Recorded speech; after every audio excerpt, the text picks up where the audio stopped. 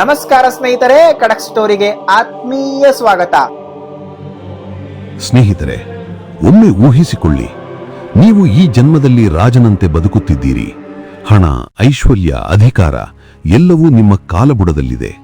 ಆದರೆ ಮರಣದ ನಂತರ ನಿಮ್ಮ ಕಣ್ಣು ತೆರೆದಾಗ ನೀವು ಒಂದು ಬೀದಿ ನಾಯಿಯಾಗಿ ಹುಟ್ಟಿದ್ದೀರಿ ಎಂದರೆ ಆ ನೋವು ಹೇಗಿರುತ್ತದೆ? ಯಾರನ್ನೋ ಕಚ್ಚಿಸಿಕೊಳ್ಳುತ್ತಾ, ಹಸಿವಿನಿಂದ ಇಲ್ಲಿ ಅಲ್ಲಿ ಅಲೆದಾಡುತ್ತಾ, ಜನರಿಂದ ಕಲ್ಲೇಟು ತಿನ್ನುತ್ತಾ ಬದುಕುವ ಪರಿಸ್ಥಿತಿ ಬಂದರೆ ಇದು ಕೇವಲ ಕಲ್ಪನೆಯಲ್ಲ ಸ್ನೇಹಿತರೆ. ನಮ್ಮ ಹಿಂದೂ ಧರ್ಮಶಾಸ್ತ್ರಗಳಲ್ಲಿ ಶ್ರೀಕೃಷ್ಣನು ಸ್ಪಷ್ಟವಾಗಿ ಹೇಳಿದ್ದಾನೆ, ಮನುಷ್ಯನು ಮಾಡುವ ನಿರ್ದಿಷ್ಟವಾದ 3 ಭಯಂಕರ ಪಾಪಗಳು ಅವನನ್ನು ಮುಂದಿನ ಜನ್ಮದಲ್ಲಿ ಖಂಡಿತವಾಗಿಯೂ ನಾಯಿಯನ್ನಾಗಿ ಹುಟ್ಟಿಸುತ್ತವೆ ಎಂದು.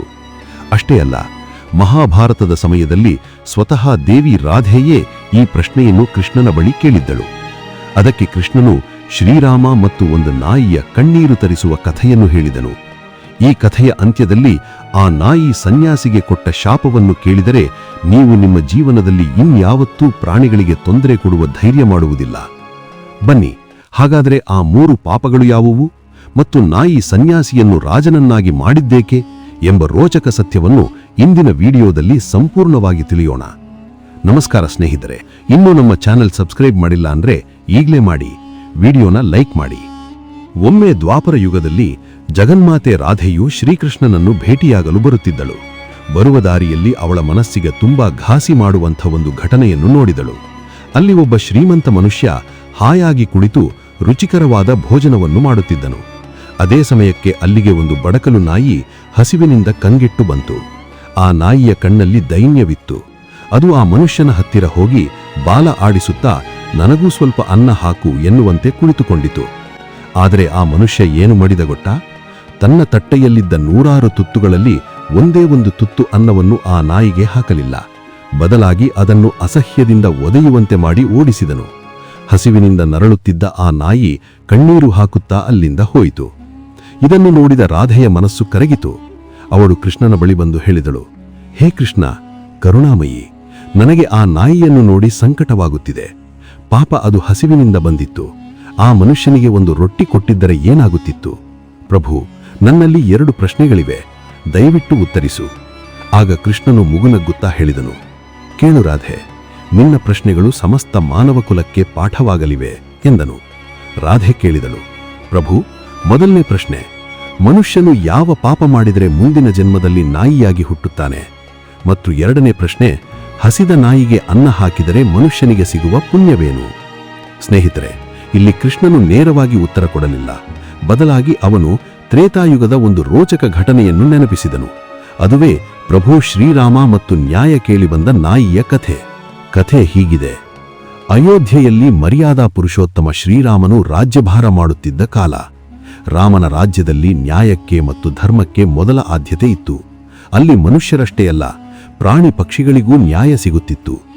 ಒಂದು ದಿನ ರಾಮನು ತನ್ನ ಸಭೆಯಲ್ಲಿ ಕುಳಿತಿದ್ದಾಗ ಅರಮನೆಯ ಹೊರಗಿನಿಂದ ಒಂದು ನಾಯಿಯ ಜೋರಾದ ಅಳುವ ಶಬ್ದ ಕೇಳಿಸಿತು. ಅದು ಸಾಮಾನ್ಯ ಅಳುವಾಗಿರಲಿಲ್ಲ, ಬಹಳ ನೋವಿನಿಂದ ಕೂಡಿದ ಆಕ್ರಂದನವಾಗಿತ್ತು. ರಾಮನು ದ್ವಾರಪಾಲಕನನ್ನು ಕರೆದು, ಹೋಗಿ ನೋಡು, ಯಾರು ಅಳುತ್ತಿರುವುದು, ಅವರಿಗೆ ಏನು ಕಷ್ಟ ಬಂದಿದೆ ಎಂದು ಕೇಳಿದನು. ದ್ವಾರಪಾಲಕ ಹೊರಗೆ ಹೋಗಿ ನೋಡಿದಾಗ ಒಂದು ನಾಯಿ ಬಾಗಿಲ ಬಳಿ ಕುಳಿತು ಅಳುತ್ತಿತ್ತು. ಅವನು ಅದನ್ನು ಓಡಿಸಿದ. ಆದರೆ ಮರುದಿನವೂ ಅದೇ ಸಮಯಕ್ಕೆ ಆ ನಾಯಿ ಬಂದು ಅಳತೊಡಗಿತು. 3ನೇ ದಿನವೂ ಅದೇ ನಡೆಯಿತು. ಸ್ನೇಹಿತರೆ, ಒಂದು ನಾಯಿ ಸತತವಾಗಿ 3 ದಿನ ರಾಜನ ಅರಮನೆಯ ಮುಂದೆ ಬಂದು ಅಳುತ್ತಿದೆ ಎಂದರೆ ಅದರ ಹಿಂದೆ ಎಂಥ ದೊಡ್ಡ ಕಾರಣ ಇರಬಹುದು ಯೋಚಿಸಿ. ಅದಕ್ಕೆ ಆದ ಅನ್ಯಾಯವಾದರೂ ಏನು? ರಾಮನಿಗೆ ಇದು ತಿಳಿಯಿತು. ಅವನು ಲಕ್ಷ್ಮಣನಿಗೆ ಹೇಳಿದನು, ಲಕ್ಷ್ಮಣ, ಆ ನಾಯಿಯನ್ನು ಗೌರವದಿಂದ ಒಳಗೆ ಕರೆದುಕೊಂಡು ಬಾ. ನನ್ನ ಸಭೆಯಲ್ಲಿ ಪ್ರತಿಯೊಬ್ಬರಿಗೂ ತಮ್ಮ ಕಷ್ಟ ಹೇಳಿಕೊಳ್ಳುವ ಹಕ್ಕಿದೆ ಎಂದನು. ಆ ನಾಯಿಯನ್ನು ಸಭೆಗೆ ಕರೆದು ತರಲಾಯಿತು. ಆ ನಾಯಿಯ ತಲೆಯಲ್ಲಿ ರಕ್ತ ಸುರಿಯುತ್ತಿತ್ತು, ಕಾಲಿನಲ್ಲಿ ಊತವಿತ್ತು, ನಡೆಯಲಾಗದೆ ಕುಂಟತ್ತಿತ್ತು. ರಾಮನು ಪ್ರೀತಿಯಿಂದ ಕೇಳಿದನು, ಹೇ ಶ್ವನವೇ, ನಿನಗೆ ಏನಾಗಿದೆ? ಯಾರು ನಿನಗೆ ಈ ಸ್ಥಿತಿ ತಂದರು? ನಿರ್ಭಯವಾಗಿ ಹೇಳು, ನನಗೆ ನ್ಯಾಯ ಒದಗಿಸುತ್ತೇನೆ. ಆಗ ಆ ನಾಯಿ ಕಣ್ಣೀರು ಹಾಕುತ್ತಾ ಹೇಳಿತು, ಪ್ರಭು, ನಾನು ಒಂದು ಮೂಕ ಪ್ರಾಣಿ.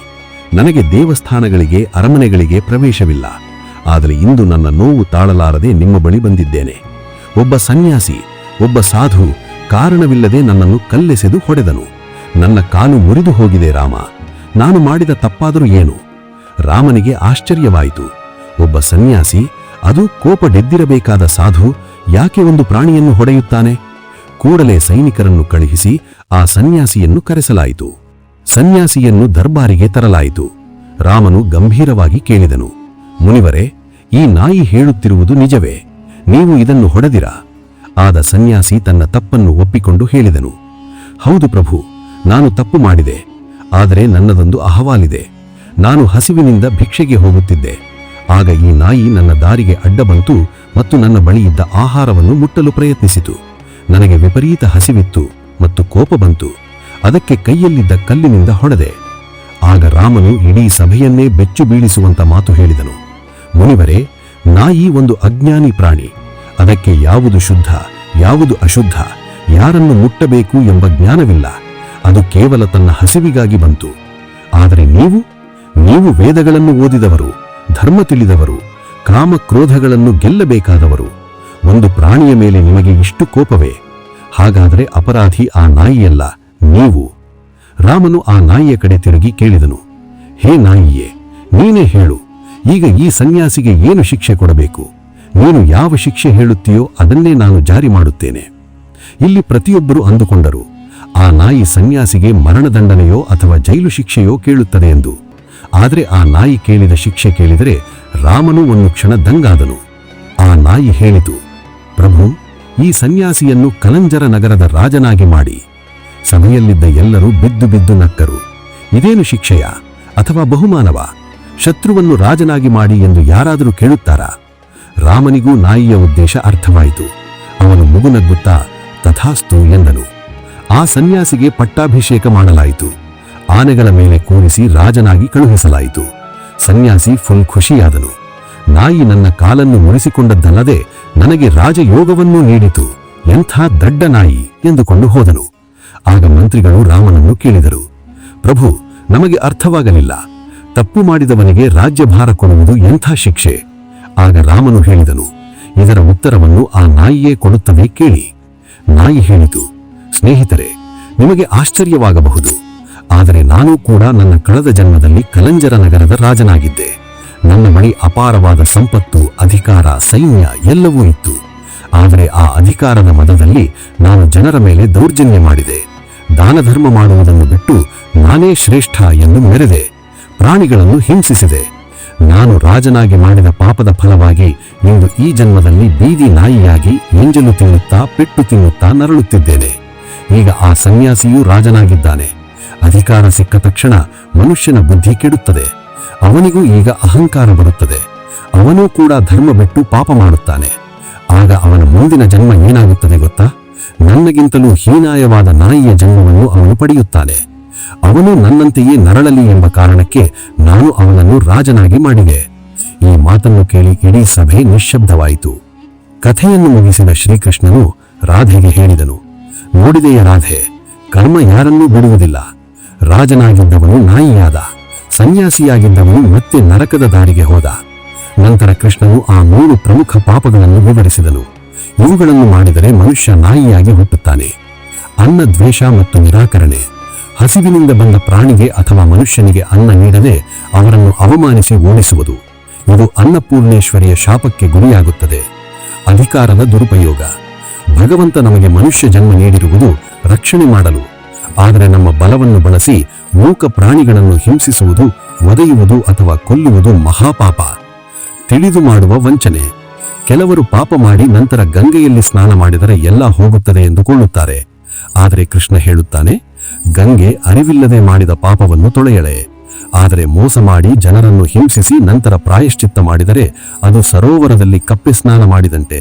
ಅದರಿಂದ ಯಾವ ಲಾಭವೂ ಇಲ್ಲ. ಯಾರು ನಾಯಿಗಳಿಗೆ, ಹಸುಗಳಿಗೆ ಮತ್ತು ಬಡವರಿಗೆ ಪ್ರೀತಿಯಿಂದ ಒಂದು ರೊಟ್ಟಿಯನ್ನು ನೀಡುತ್ತಾರೋ ಅವರ ಜನ್ಮ ಜನ್ಮಾಂತರದ ಪಾಪಗಳು ಸುಟ್ಟು ಬೂದಿಯಾಗುತ್ತವೆ.